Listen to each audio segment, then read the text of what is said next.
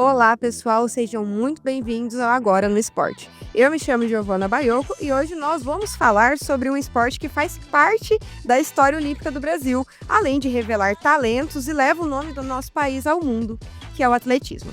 E para isso vamos conversar com um medalhista olímpico, o Vicente Lenilson, né, que não só medalhista olímpico, mas como mundial também, no revezamento 4 por 100 metros, que fez história nas pistas ao longo de mais de uma década e agora assume um novo desafio, que é ser presidente da Federação Mato Grossense de Atletismo, com projetos voltados à base, ao social e ao futuro do esporte no estado.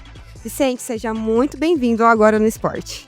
Obrigado, Giovana. Obrigado a todos os ouvintes. Vicente, primeiro, vamos começar em como o atletismo surgiu na sua vida e quanto ao esporte, como que ele mudou a sua realidade e a sua rotina?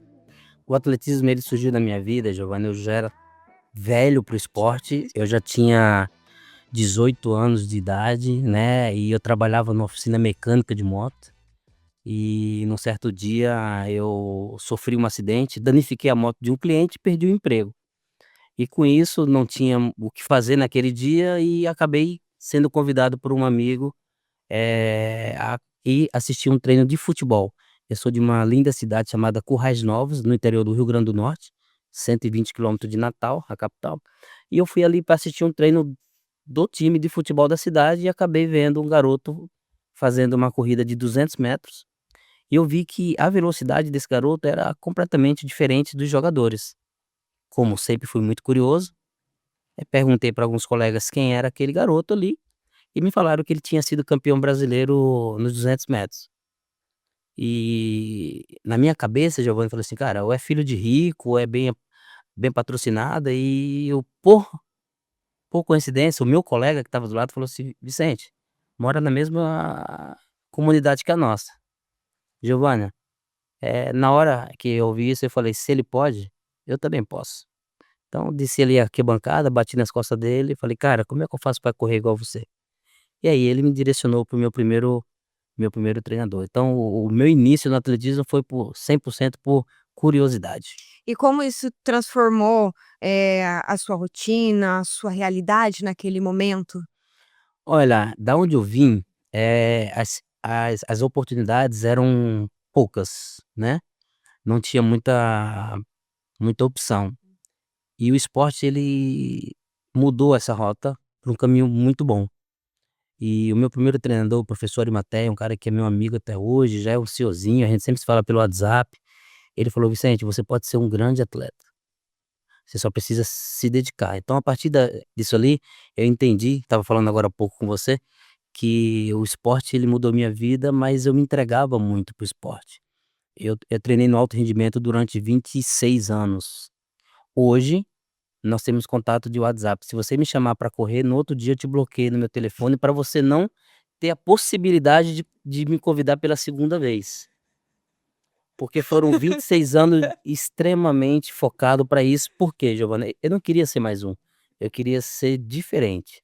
Tanto que, sem modéstia, foram 3 Olimpíadas, 2 medalhas olímpicas, entre outras competições. Hum, certo. E a sua carreira foi marcada por essa regularidade, né, essa longevidade. E qual foi o segredo para se manter competitivo por tanto tempo e em alto nível? Olha, foram 76 convocações para a seleção brasileira. Eu sou atleta no atletismo até então que teve mais convocações para seleções, porque eu tinha 2 biotipos de prova. Por eu ser baixo, de uma estatura baixa, eu corria as provas de 60 metros indoor, né, onde tinha várias competições do mundo, e depois as competições outdoor. Então, os atletas que corriam só 100 metros, eles tinham, a metade de competições que eu tinha, porque eu fazia o indoor e o outdoor, e você acaba tendo aí essa quantidade de seleções brasileiras. Eh, Como se manter no alto rendimento, é porque eu entendia que o meu trabalho ele iria mudar o cenário da minha vida. Então quanto mais eu trabalhava, mais a minha vida melhorava. Hoje, tudo que entra na minha casa, desde comprar uma bala ou qualquer outra coisa, vem do esporte. E eu entendi isso lá no início, então eu falei: "Cara, para eu viver do esporte, eu tenho que fazer aqui bem feito". Então eu me dedicava, em média pro esporte eu me dedicava em torno de 20 horas No dia. no dia. Por quê? Porque o descanso do atleta, ele é mais importante do que o treino. Então a gente treinava ali 6 a 7 horas por dia, teve época 3 horas de manhã, 3 horas da tarde, tem um período de descanso entre um treino e outro, e tem o período do descanso noturno. Então a minha vida era 20 horas de atletismo, 20 horas de atletismo durante muitos anos. Por isso que hoje como eu brinquei, se você me chamar para correr eu não vou. E você competiu ao lado de várias gerações de velocistas brasileiros, assim, renomados, né. E o que mudou e o que permaneceu igual no atletismo nacional ao longo desses anos? O que mudou? E o que permaneceu? Olha, o que mudou é hoje as fontes de rendas dos atletas são melhores, né. Vou dar exemplo aqui no próprio estado do Mato Grosso, que por sinal eu agradeço porque há 14 anos me acolheu muito bem. Eu tive a felicidade, Giovana, de casar com a mulher mais bonita do Mato Grosso, e por isso que eu tô aqui.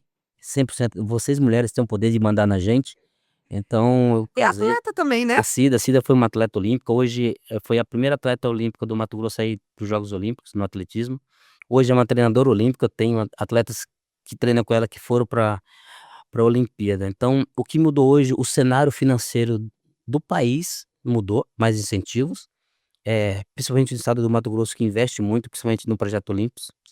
E Permaneceu. o que permaneceu de mim ou no modo geral que você No modo pensa? geral. Cara, o que permaneceu, a essência, né, eu percebo hoje meu filho mais novo, o Davi, tem a segunda melhor marca do mundo do salto triplo, e permaneceu, assim, a vontade dele querer ser, um grande atleta. Eu acho que veio dos pais também, mas essa gana dos atletas se tornarem campeões permaneceu. Gente, uma família de atletas, recordistas, né. E entre as medalhas olímpicas, mundiais, pan-americanas, qual a conquista teve um significado mais especial para você e por quê? A minha família, porque ela foi construída através do atletismo. Sem o atletismo eu não tinha conhecido a Cida, sem a Cida não tinha tido o Pedro, o meu filho mais velho. Eu sempre falo que da minha vida eu tenho 5 medalhas olímpicas, 2 de cordão e 3 pessoas que estão a minha melhor conquista no atletismo, com certeza, é minha família. E no revezamento, sempre foi um ponto forte? O revezamento a gente sabe que sempre foi um ponto muito forte no Brasil, até hoje, inclusive a gente consegue ver. E o que faz a diferença nessa prova, além da velocidade individual? Você falou que é um cara que gosta muito de trabalhar o seu individual Sim. ali, então qual que é a diferença nessa. Perfeito. A prova do revezamento 4x100, Uhum. cada atleta corre 100 metros numa pista raiada, aonde tem a cada 100 metros uma zona de passagem de bastão. Ali, essa prova se torna uma prova coletiva, né. Eu falei para você que eu não sou muito fã de esporte coletivo, por não gostar de depender de pessoas, de outras pessoas. Mas o revezamento, eles chegam a ser algo distinto, né, porque, o meu colega, principalmente para mim, o meu colega, ele precisava que eu estivesse muito bem, para que a prova terminasse bem. Então, o revezamento hoje do Brasil, ele foi criado uma zona de passagem, uma técnica de passagem pelo Jaime Neto, que hoje é copiada no mundo inteiro. Então, na nossa época, eu tô falando aqui de Sydney, de 25 anos atrás, a gente aprendemos uma técnica diferente de passar o bastão, aonde a qualidade nossa individual não era tão boa quanto os americanos ou os jamaicanos, mas a nossa passagem de bastão era superior a deles muito. Então era mais ou menos assim, eles corriam, mas eles paravam para trocar o bastão e nessa parada a gente não parava. E aí ia compensando até se tornar uma potência olímpica. E como foi receber uma medalha olímpica de bronze quase 11 anos depois dos Jogos de Pequim? Cara, tem um lado bom e tem um lado ruim. Sim. O lado bom que o pessoal que trabalha comigo sempre gosta de brincar, medalhista olímpico, nã-nã-nã. Eu não ligo muito pra esse negócio. Eu uma pessoa normal, e sou uma pessoa normal. Mas se você ter 2 medalhas olímpicas, ou você ter uma medalha olímpica, você tá no cenário uma porcentagem baixíssima dos atletas mundiais. Você tem uma. Quando você tem 2, essa porcentagem se torna menor ainda. Então é gratificante, porque é um resultado do trabalho que eu me dediquei a vida inteira para se tornar um dos melhores atletas do mundo. E o que te motivou a assumir, a presidência da federação? Ai, Deus da glória. Qual foi a motivação? Olha, a primeira motivação, essa modalidade ela deu oportunidade de eu mudar a minha vida, de eu conhecer a minha família, construir a minha família. O antigo presidente, ele não podia ter mais o outros mandatos, ele já estava em 2 mandatos, e os clubes não vinha um nome para assumir esse cargo nesse momento. Então todos me procuraram e me convenceram a assumir. Então, por gratidão à modalidade e, sabe, Giovanni, e também por ter um conhecimento que muitos atletas que hoje praticam atletismo no Mato Grosso, eles podem ter um futuro que eu tive. E a federação pode ser uma peça fundamental ou uma peça do quebra-cabeça para que eles possam se tornar um atleta, igual ou melhor do que o Vicente foi em termos de resultado. Então a minha visão na federação é justamente isso, cuidar um pouco da modalidade que cuidou de mim. E quais são os desafios que você Hum. encontrou? Sair da pista para gestão esportiva. É, É um abismo ali, né? lógico, Giovana, assim, eu parei de competir em 2011. E em 2012 eu criei o Instituto Vicente Lenilson, onde hoje a gente atende mais, já passou mais de 5.000 pessoas no instituto. Hoje a gente atende 300 crianças por ano, na cidade de Cuiabá, Cáceres e Livramento. E agora tem um polo lá no Rio Grande do Norte, em Currais Novos, aonde eu comecei. Então eu já estou nessa gestão aí desde de 2011. Eu mudamos para Cuiabá em dezembro de 2013 e veio conosco esse projeto, né. Então hoje ele é uma potência. Então eu já estou ali um pouquinho na questão da coordenação, da gerência. A federação ele é um pouco maior, né, a gente somos responsável pelas provas de pista, pelas provas de rua, pelas provas de trilha, pelas provas de obstáculo, então é um cenário maior, aonde você tem que estar ligado a todas as provas, você tem que ter um bom relacionamento com todo mundo, e eu gosto disso, mas eu confesso que o desafio é gigante. E de que forma a sua experiência como um atleta de alto rendimento influencia nas decisões como dirigente? Olha, eu vou trazer esse contexto para as provas de pista. Todas as crianças que hoje fazem pista, eles estão passando pelo caminho que eu já passei.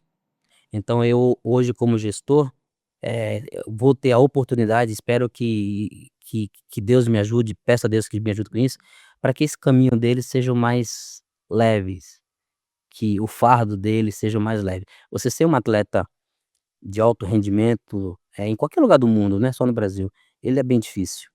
Mas quando você tem uma federação que tem uma visão diferente, quando você tem um estado como o Mato Grosso que tem uma visão diferente, você acaba sendo um atleta mais tranquilo.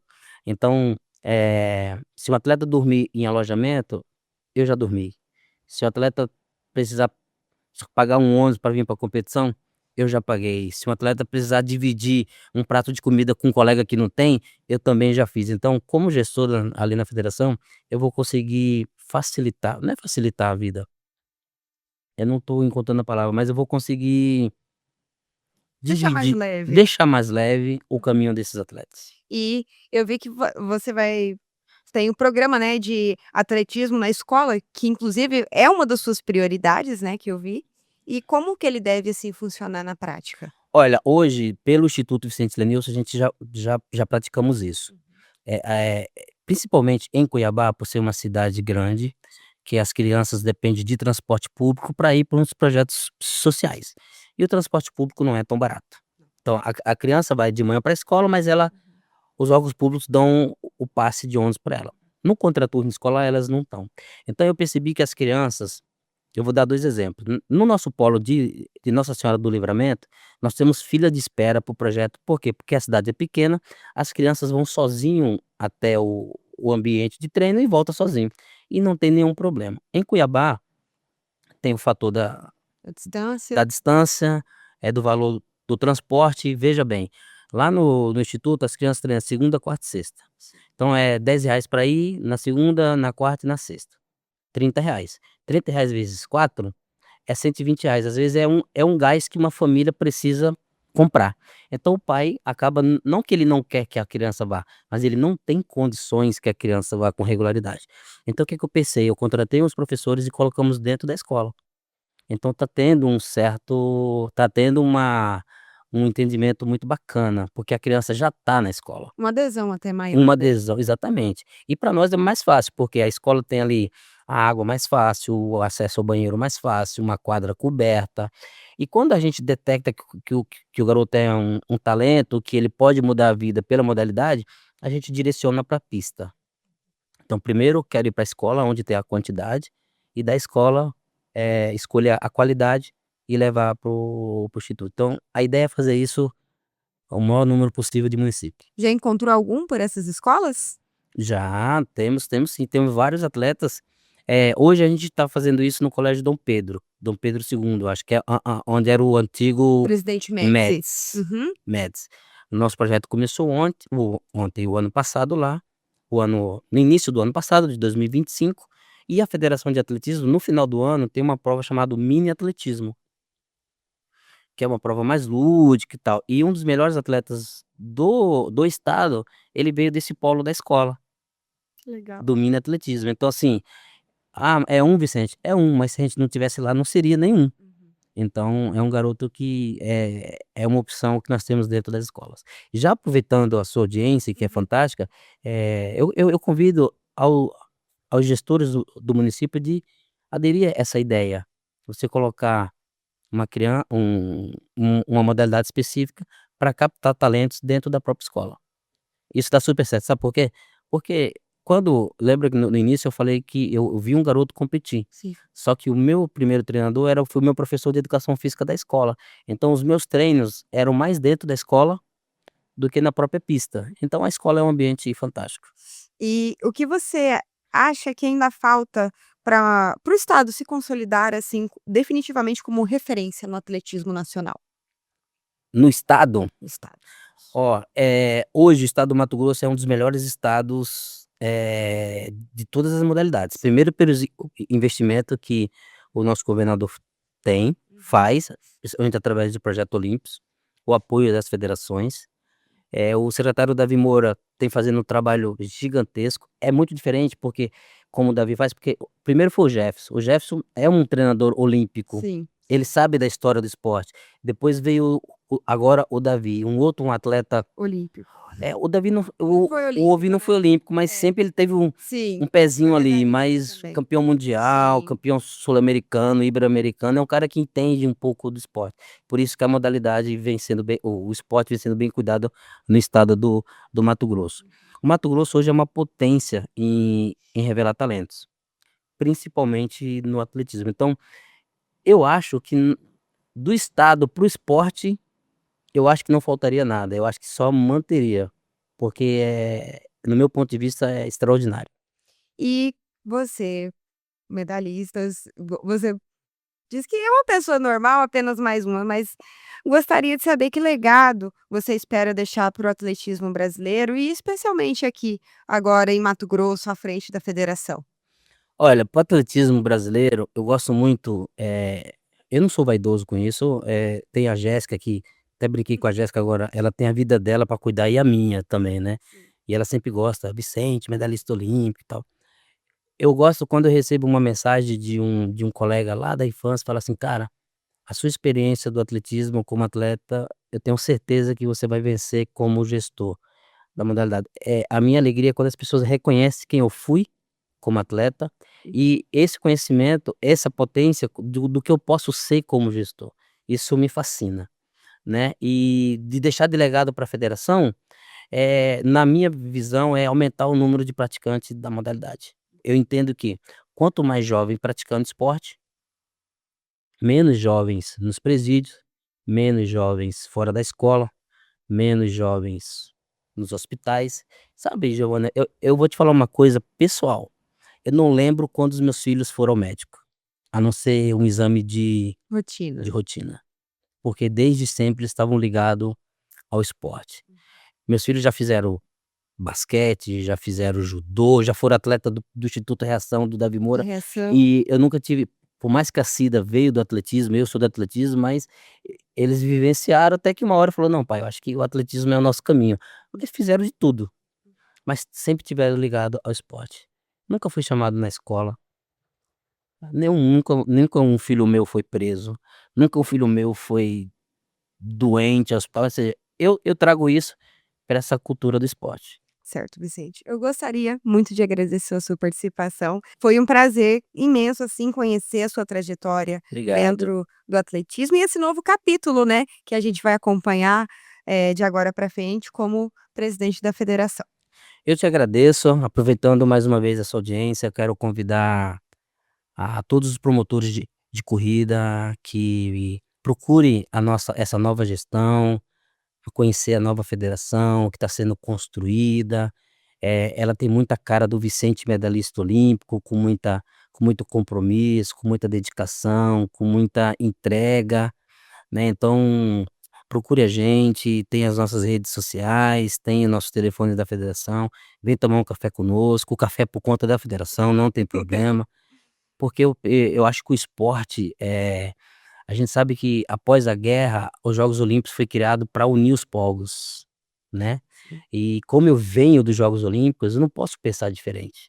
Então o cara que promove corrida de rua, o cara que promove corrida de trilha, tem que estar perto da federação, porque o esporte foi feito para unir os povos. Certo. E a gente percebe, né, que o atletismo ele vai muito além das pistas, da medalha, é educação, é transformação, oportunidade, né, e a gente deseja cada vez mais sucesso nessa gestão, mais talentos, que apareçam muitos Sim. talentos aqui para a gente poder ver um dia na telinha da nossa TV, muitos atletas vindo de Mato Grosso. E para você que nos acompanhou, esse episódio fica disponível no YouTube e também nas nossas principais plataformas de áudio. Siga o Leia Agora nas redes sociais e no site leiagora.com.br para continuar muito bem informado. Até o próximo Agora no Esporte.